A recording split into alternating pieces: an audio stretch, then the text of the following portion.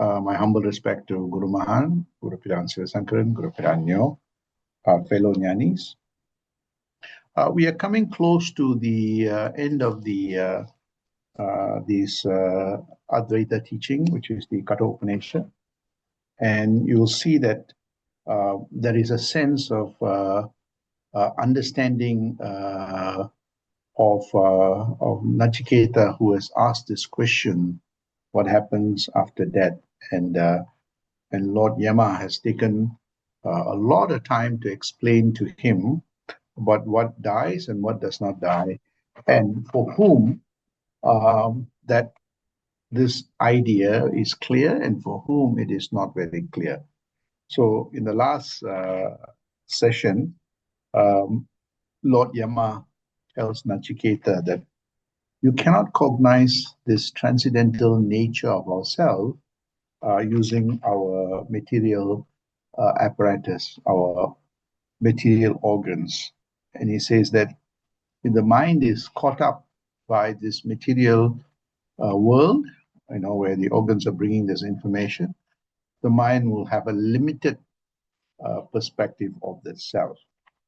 And he says that to get to that transcendental state of that self or the cosmic self, one would need to intensify their introspection, the introspective capability, the contemplative part on what's real and what's unreal, the perspective of spending some time in deep meditation, right? Going inwards, and there are various techniques to do that, to enable the mind to attain that quietude, right? And in that quietude, that meditation leads us to that self, ICRMS, that self in its fullest form, the cosmic self. So Lord Yama goes very detailed on explaining this.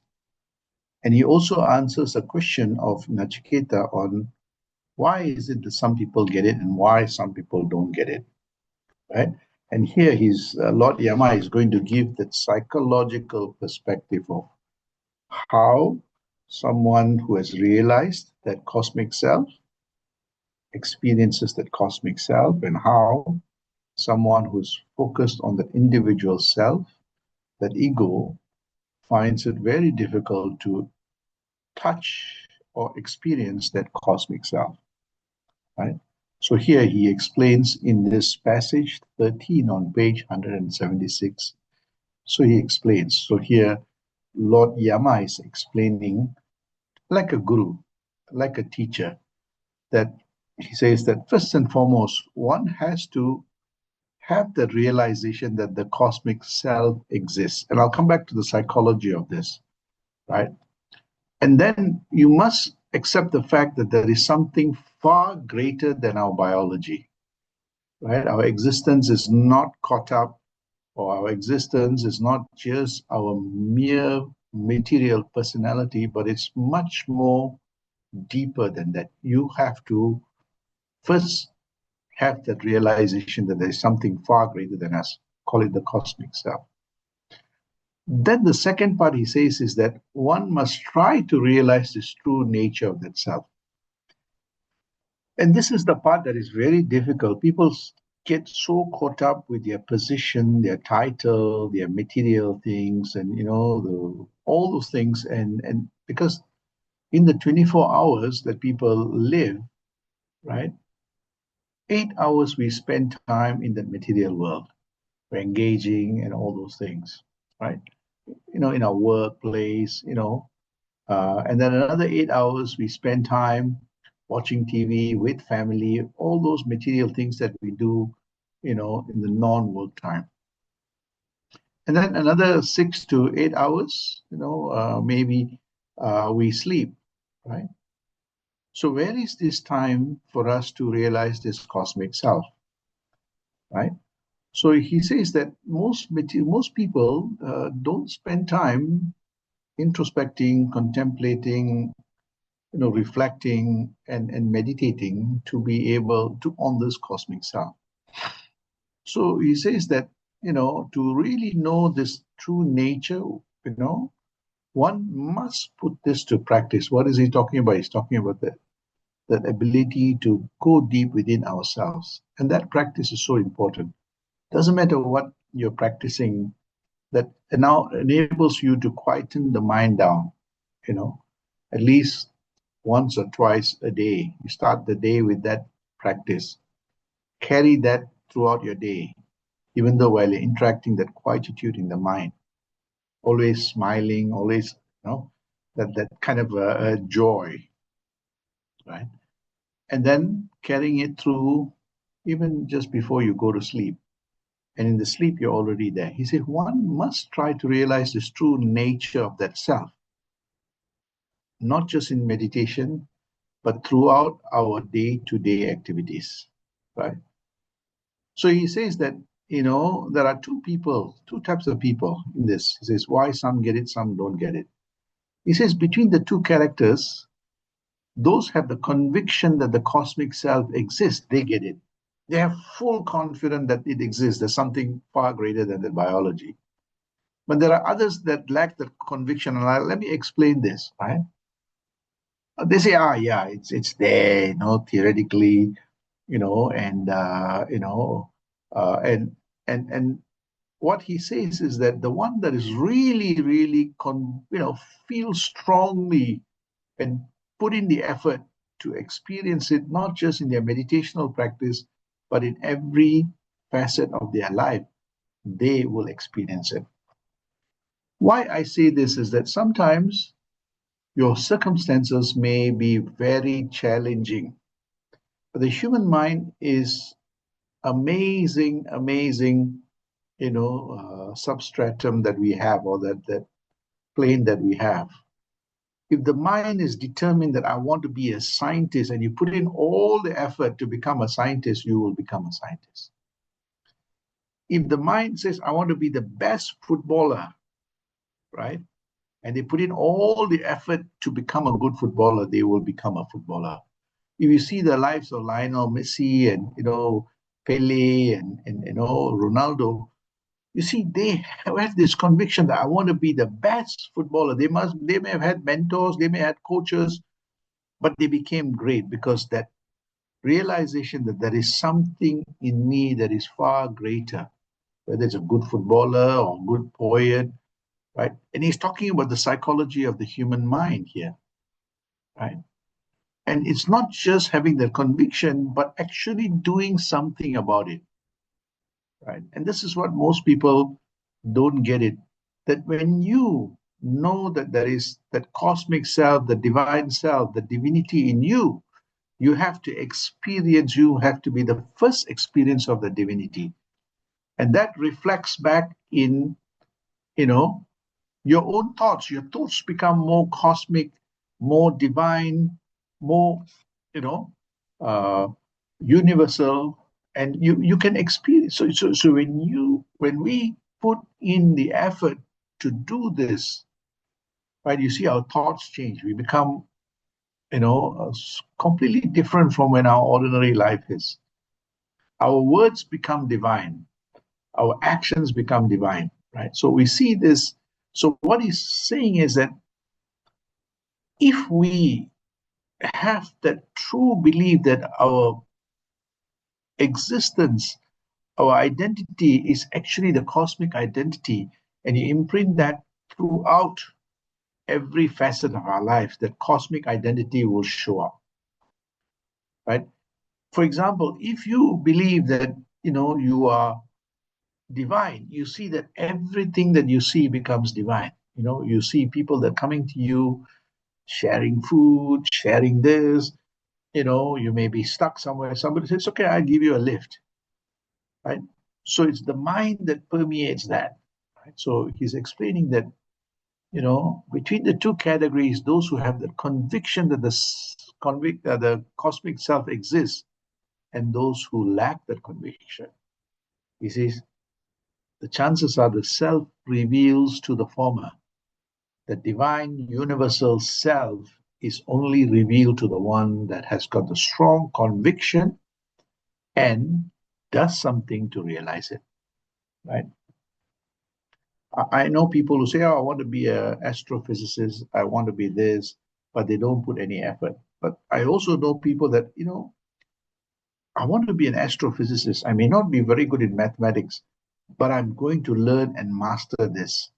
And you see, they end up becoming people like Albert Einstein and others, right? So here, Nachiketa being instructed by the Guru, for me, it is actually a kind of a psychological transformation that he says that, and you see that the student is attentively listening. The problem in most today's world is that people have very little attention span. They're so busy with their phones and the AI and everything, the mind cannot settle down. So he says that, you must be convinced that there is something far greater, right? And he says that if you are able to do that, that reality manifests, right? So he explains this. For me, this is really an amazing thing. He said, I want to know this. And there was a conviction. And I said, what are the steps to get there? You may not get it the first time and the second time, but you persevere, the patience, perseverance, and persistence, and that practice gets you to the Paranjoti state, that cosmic self state, right? So he then goes on to explain, here he talks about, here desires, most people have is material desires, right? They limited desires. I want fame, I want this, I want that, and I know people that, who are very good but they want fame and they treat people not so nice, right? So he says that when a person has all his heart's desire destroyed, what the word desire destroyed means, divinize all your desires, right? Divinize it. When something good happens, divinize it and outlive it. When something challenging happens, divinize it, why it happens, and you see it disappears. He says that one who's able to do that, and there are times that you have very challenging moments, people criticize you. It's okay. That is also part of divinizing the desire so that, you're not perturbed by it. He said those who can do that, attains immortality and becomes one with the Brahman in this life, not in the next life. Nobody knows what happens in the next life, right? He says that when all the desires that is, in our heart falls away, withers away, right? The mortal becomes immortal. Here he attains that Brahman, right? So here you see that, the human personality has a lot of desires. Desire for, material wealth, desires for fame, desires for all those things, right? He says when you slowly understand the desire, you go through the desires very carefully, you see that it disappears. It's somewhat like a bubble, you soak bubble, you blow, it goes up and then poof, it bursts, right? So he says that all our desires, so when you see through that bubble, the light, you see that the light is diffracted. The moment that bubble breaks, you can see the light very, very clearly. He says, this is exactly what happens. So the bursting of the desires is actually divinizing our desires, right? And when the desires are divinized, at the end, that light that is there, you see it very clearly. As long as the desires are there, the vision of that Brahman or the divinity becomes unclear. So he's explaining why some people understand that Brahman or the cosmic self that is transcendental to space and time, right? Which means that when he's talking about transcendental space and time, he's talking about how this substratum in us, which is far greater than our biology, is not touched by space nor time. So if it's not touched by space and time, where is this whole idea of death? Where is this thing called birth? And we all experience this every day in our deep sleep. In our deep sleep, our whole material personality disappears. Space and time disappears, right? So here he's explaining that learn to divinize your desires in your waking state. It's like a bubble that's emerging and, one by one. When it bursts, you see that you're able to see who your true nature is. He's explaining this. So here he gives some, explanation that when you don't have the desires, you see that, or when you divinize the desires, you see that, your mind is able to discriminate between what is real and what is unreal. Viveka, that the body is temporary. The body transition, the body is changing. Don't focus your mind on it because your mind also change with the body. But there is something that is transcendental. If the mind is anchored on it, the mind becomes liberated from that birth-death cycle. So he's explaining this. So he's already going to him that why people get it and why people don't get it. He says, because they're so caught up with their desires and wanting more fame and wanting this and that.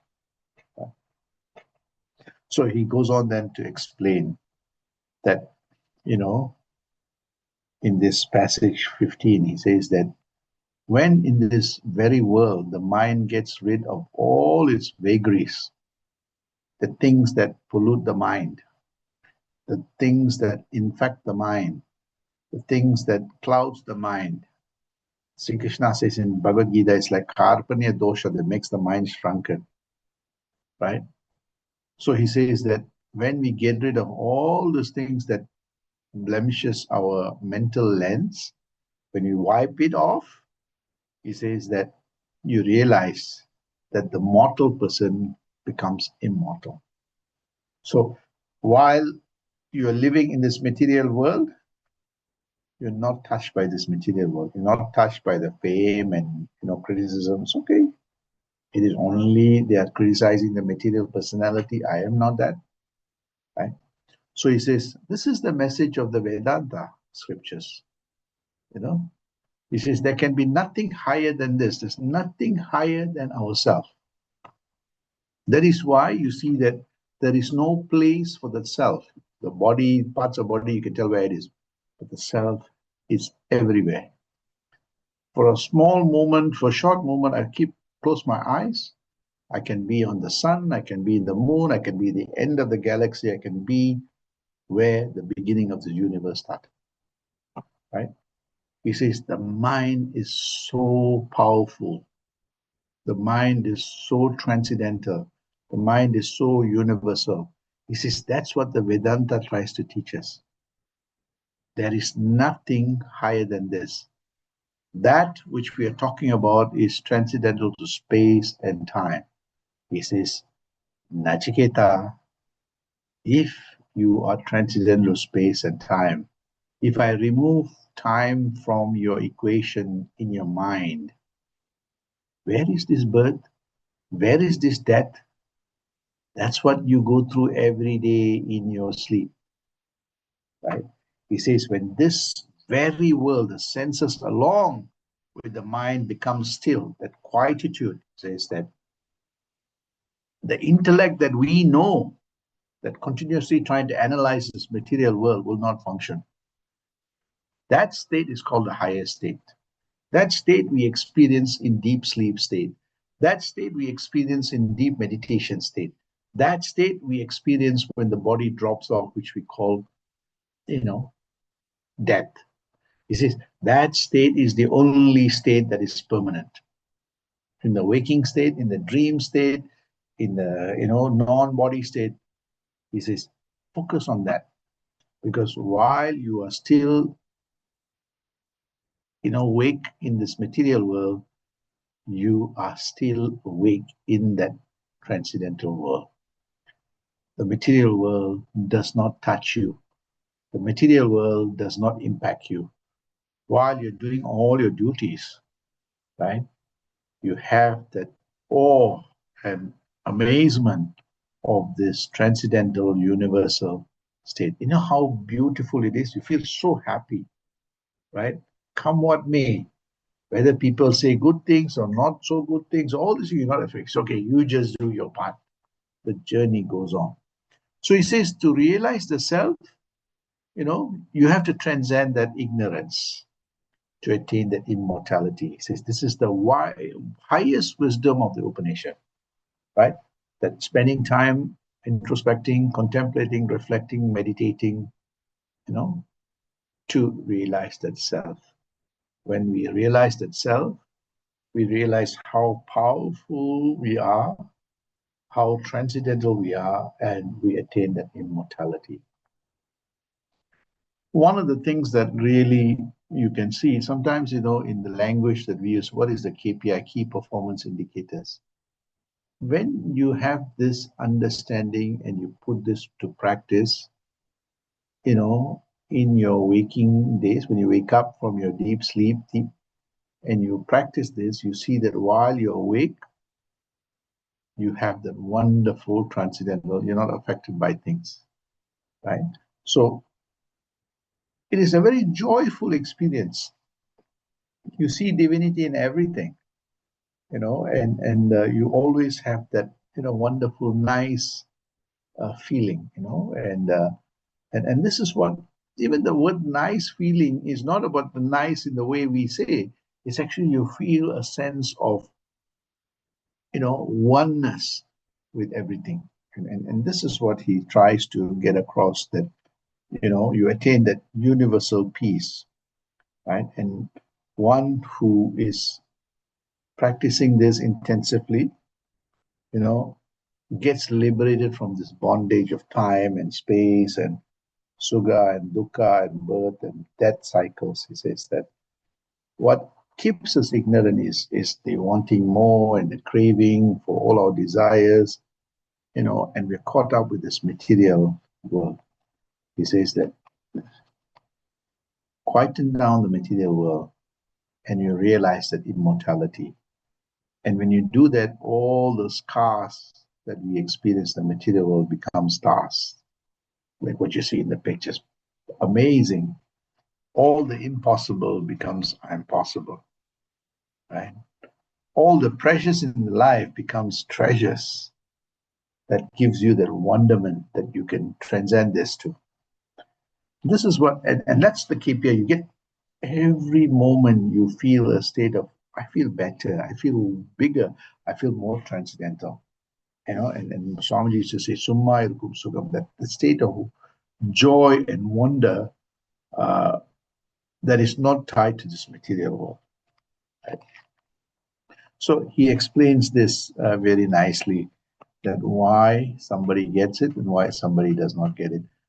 And Nachiketa watches him in amazement that, wow, you mean that, all the things that I was taught by my father, I held on to, and the knowledge of the Vedanta brought me to the best teacher of how to transcend birth and death, sugha and dukkha. He says, not many people are, will easily go and meet Lord Yama. Even if they want to go, they will not get the chance to meet Lord Yama, right? Far less the Prime Minister or anybody else. But here he says that a pure mind will take you to the greatest enlightener of, this immortality. So it's the state of our mind, whether that divinity is revealed to us from within us, or whether it's closes up and not revealed to you. So here he explains this, the kind of, it's a state of living. A state of, our mindset is how we see who we are, what we are, and what we are made out of. And if we realize that we are the cosmic self, and that's imprinted throughout our mind, the mind becomes cosmic itself. And you see, you can get it. If you read any scriptures, you get it, because you are describing what is already present in you, which is the cosmic self. Every scripture talks about it. Every mantra talks about it. Every master talks about it. And if our mind practices and gets it, the master is revealed from within. And this is what Lord Yama is explaining to Nachiketa. Next week, I will close out the chapter by coming back to that diksha, that, that supreme knowledge that is imprinted in Nachiketa by Lord Yama. If we can get that blessing and transform our mind, we will also become immortal in Brahman while living in this material world. So I will stop here. I will discuss this today, what I talked about. It's a state of the mind. So for me, Lord Yama was like a psychologist trying to bring this mind from outside to within to make Nachiketa realize that that immortal Brahman is within him. And that's what brought him here, to make him understand that he is that is transcendental to death. Death is just an illusion. With that, Sandosham,